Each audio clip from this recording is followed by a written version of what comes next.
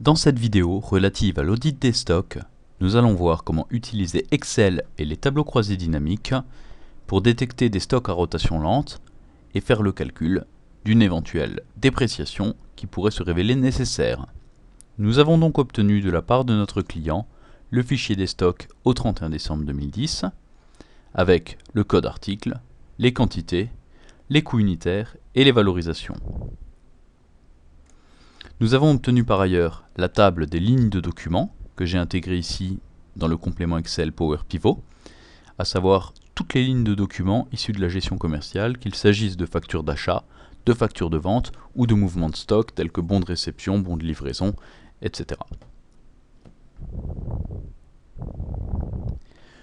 Sur cette base, nous allons donc pouvoir recalculer les quantités vendues ou consommées au cours de l'année 2010, de manière à les comparer aux quantités en stock au 31 décembre, étant précisé qu'un article est à rotation lente lorsque les quantités en stock au 31 décembre sont supérieures aux quantités vendues ou consommées au cours d'une année.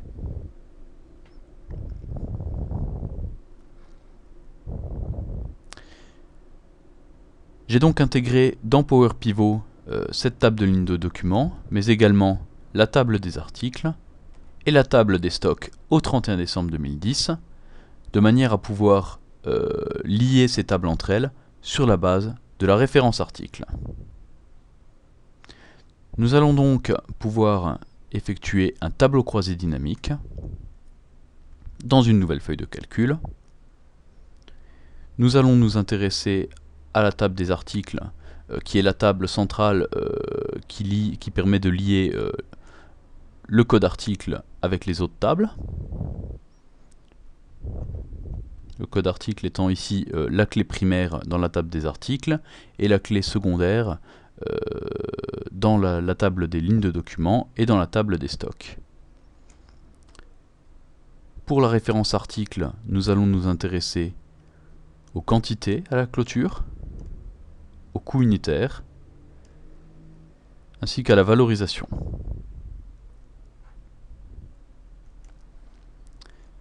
Sur les lignes de documents, nous allons nous intéresser aux quantités vendues ou consommées au cours d'une année. Nous allons donc sélectionner dans le filtre du rapport les factures de vente et les bons de fabrication.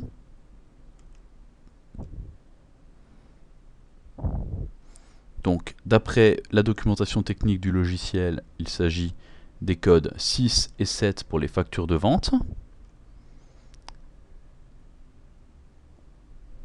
et des codes 26 pour les ordres de fabrication.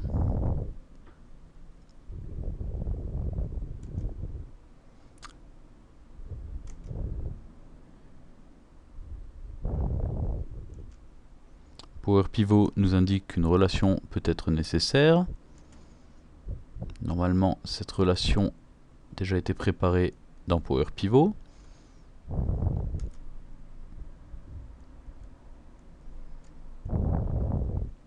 Nous allons donc pouvoir calculer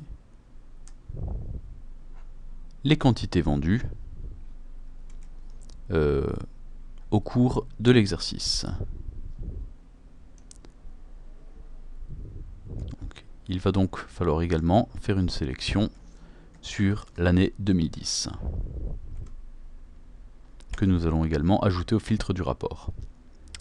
Voilà, nous avons donc obtenu dans cette table les quantités en stock, les coûts unitaires et les valorisations au 31 décembre 2010, ainsi que les quantités vendues au cours de l'année 2010, qui ont donc été extraites des lignes de facture de vente.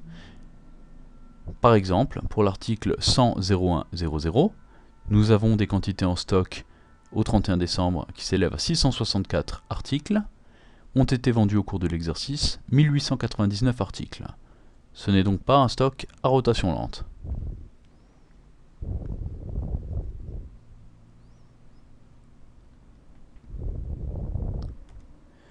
Pour mener cette analyse, nous allons également pouvoir nous intéresser à l'ancienneté des stocks.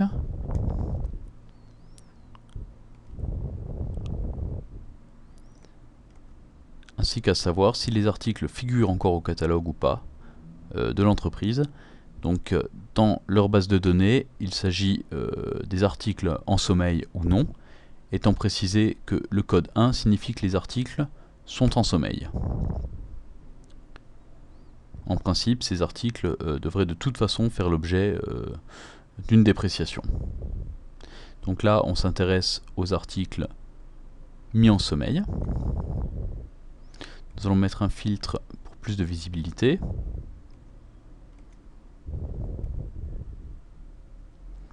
De façon à ne pas prendre en compte les lignes à 0. Voilà.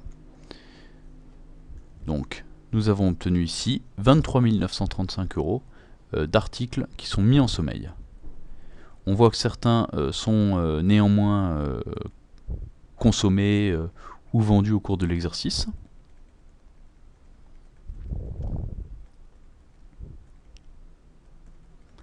Il est possible donc que ces articles aient été mis en sommeil suite à un nouvel article à la clôture, alors qu'il y a encore eu des ventes au cours de l'exercice 2010.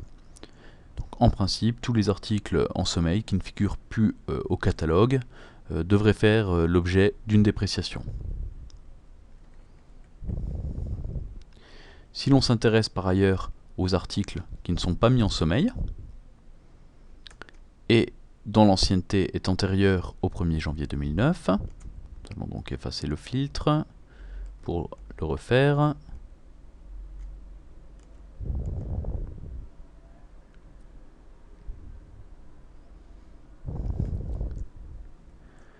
Nous avons donc pour 86 678 € d'articles en stock qui sont entrés en stock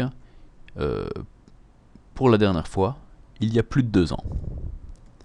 Pour ces articles, il sera utile de recalculer la rotation des stocks.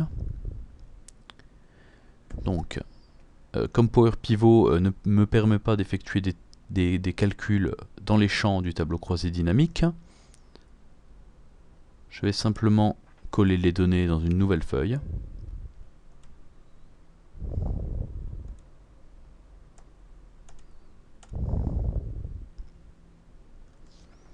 De manière à recalculer la rotation,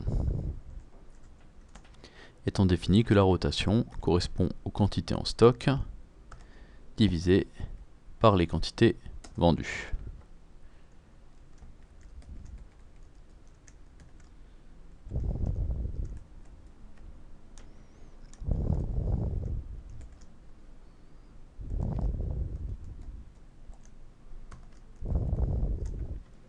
Voilà, donc nous allons pouvoir maintenant effectuer des filtres. Donc tous les articles pour lesquels il y a une erreur, ça signifie déjà qu'il n'y a eu aucune vente au cours de l'exercice. Donc nous avons par exemple pour 10 167 € d'articles en stock qui n'ont pas du tout été vendus au cours de l'exercice ni consommés. Nous pouvons également nous intéresser aux articles pour lesquels nous avons plus d'une année de stock. Voilà. Donc nous avons ici 10 334 € de valorisation d'articles pour lesquels les stocks représentent plus d'une année de vente ou de consommation. Voilà. Nous voyons également ici toute l'utilité des tableaux croisés dynamiques qui permettent d'effectuer des contrôles de rotation très facilement. Nous préciserons simplement que pour retrouver l'ancienneté des articles, j'ai effectué un tableau croisé dynamique sur la base des lignes de facture d'achat. Voilà, ce tableau-là. En sélectionnant donc mes lignes de facture d'achat et en mettant donc en étiquette de ligne la référence article. Nous avons donc ici tous les articles qui ont été achetés depuis le 1er janvier 2009 et par différence à l'aide d'une facture d'une formule recherche V, j'ai donc pu déterminer quels sont les articles qui n'ont pas été achetés depuis le 1er janvier 2009 et qui sont donc antérieure à cette date. Selon les règles définies par l'entreprise, nous avons alors pu déterminer un calcul de provision pour dépréciation. Ici, 100% pour les articles en sommeil qui ne sortent plus, donc qui ont des taux de rotation supérieurs à 1 ou qui n'ont pas du tout été vendus. Et une provision de 20% pour les articles à rotation lente qui sont entrés en stock avant le 1er janvier 2009. Voilà, je vous remercie de votre attention.